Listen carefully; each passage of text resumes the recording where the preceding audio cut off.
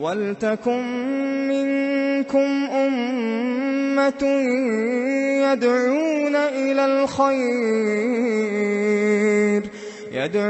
إِلَى الْخَيْرِ وَيَأْمُرُونَ بِالْمَعْرُوفِ وَيَنْهَوْنَ عَنِ الْمُنكَرِ وَأُولَئِكَ هُمُ الْمُفْلِحُونَ۔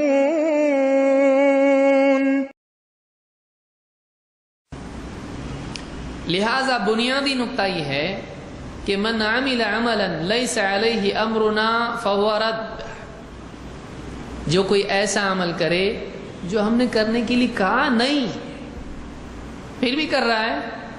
جب کرنے کے لیے نہیں کہا، کہاں سے کر رہا ہے؟ دل سے کر رہا ہے، سماج کی وجہ سے کر رہا ہے، باپ دادا کی وجہ سے کر رہا ہے، قبول ہوگا نا؟ نہیں، فہو رد، وہ رد ہو جائے گا۔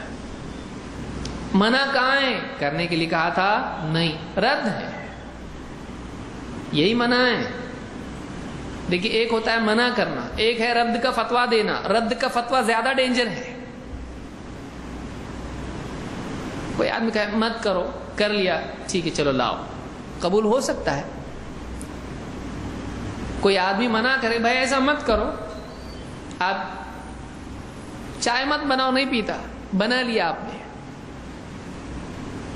مہمان آپ کے پاس آیا، کہا بھائی چائے وائے مت بنانا، آپ نے بن گئی، چلی ٹھیک ہے بن گئی تو لائیے، تو منع کیا ہوا قبول بھی ہو سکتا ہے، ایسا ہو بھی سکتا ہے، لیکن رد میں پہلے ہی سے فیصلہ ہے قبول نہیں ہوگا، قبول نہیں ہوگا۔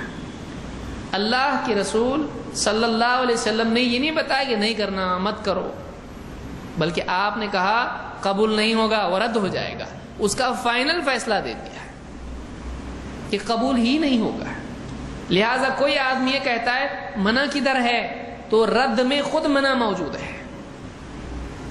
بھائی اگر کوئی آپ کو کوئی کہے ایسا سٹاک آپ بھیجو گے قبول نہیں ہوگا، تو کوئی آدمی کہے کہ منع کدھر کیا اس نے، یہ بولا نا قبول نہیں ہوگا، مت بناؤ کہاں بولا اس نے، ایسا سمجھ میں آ رہی بات؟ تو رد میں ممانعت خود موجود ہوتی ہے، یہ چیز رد ہو جائے گی، اس میں خود یہ بات موجود ہے کہ ایسا مت کرو کہ یہ تو رد ہو جائے گا۔ تو تردید میں، رد میں ممانعت خود موجود ہے۔ لہٰذا لوگوں کا یہ کہنا بہت ساری بدعات کے سلسلے میں کہ یہ منع کہاں ہے، یہ منع اسی حدیث میں ہے کہ آپ نے کیا بھی تو قبول نہیں ہوگا، اس لیے کر کے کیا فائدہ آپ کا کرنا نہیں کرنے کے برابر ہے، آپ کرو گے تب بھی قبول نہیں ہوگا، یہی منع ہے، مت کرو، فائدہ نہیں ہے اس کا۔ کیا ایسا نہیں کہ آپ نے اپنے دل سے کر لیا تو ٹھیک ہے چلو کر لیا آپ نے، قبول ہو جائے گا؟ نہیں، قبول نہیں ہوگا۔ تو جو چیز مقبول نہیں ہے وہ چیز کرنے کا حکم نہیں ہے، وہ چیز منع ہے، اس کی غیر مقبولیت کا پہلے ہی سے اعلان کر دیا گیا ہے، ایسی چیز اللہ کے ہاں مقبول نہیں ہوتی ہے۔ لہذا آدمی کو چاہیے کہ وہی عمل کرے جو مقبول ہے۔ سبحان اللہ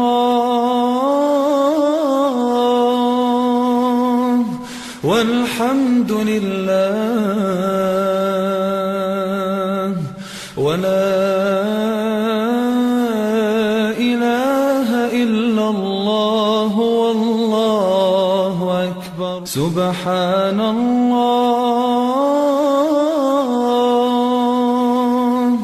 والحمد للہ ولا الہ الا اللہ واللہ